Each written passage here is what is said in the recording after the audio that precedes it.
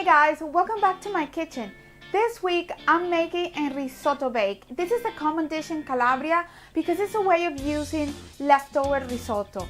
It's a risotto base with a rich Italian tomato sauce on top and caciocavallo cheese or provolone cheese, and then baked until all the cheese is all melted and yummy all together. It's absolutely delicious, and leftover risotto, you can put anything you want in it. So without further ado, let's start cooking.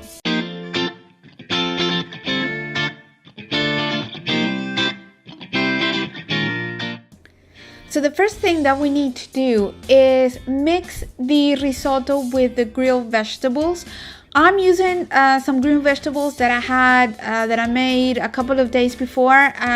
You can use fresh vegetables as well, or just don't add any vegetables. And mix that well.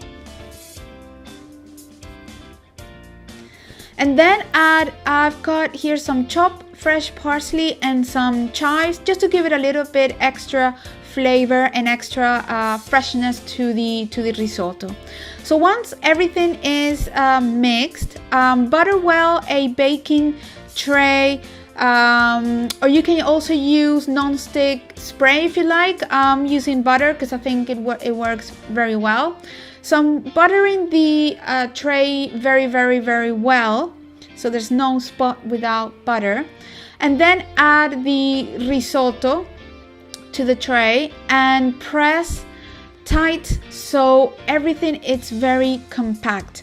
The more compact it is, the easier it would be to when you're cutting the pieces, so the whole piece comes out. Otherwise, because it's rice, it can crumble. So once everything is packed, I'm adding the tomato sauce on top, and this is just a standard normal tomato sauce. I'm gonna leave the link to the tomato sauce in the description below. It's the same recipe that I use for my Italian tomato sauce, so very easy to do as well. So I'm just putting that on top, about 200 ml roughly I used.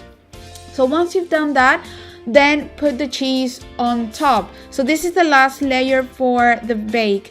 In this case, I'm using caciocavallo silano, which is a traditional cheese from Calabria, but you can use provolone and you can use mozzarella for pizza, or any cheese that melts nicely. I won't use mozzarella, mozzarella di bufala, because it has a lot of water. Once that, bake in the oven at 200 degrees for 20 minutes and is done. And remember, head on to the blog if you want to print the recipe and all the ingredients. One thing I'm not giving you in this recipe is quantities, and this is because it really depends on how much risotto you have. But head on to the blog and I'm gonna add there the quantities that I've used, and also other options that you can use instead of vegetables, and other options that you can add to this bake.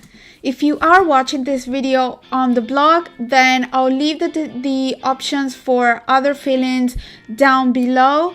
And yeah, and guys, I really hope you make this recipe. It is absolutely delicious. It's super easy, and it's a great way to use leftovers.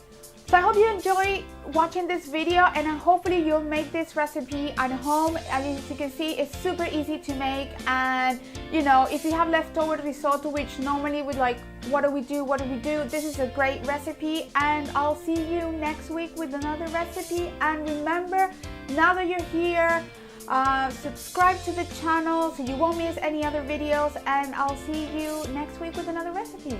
Bye. In the meantime, I'm gonna fill this really delicious risotto.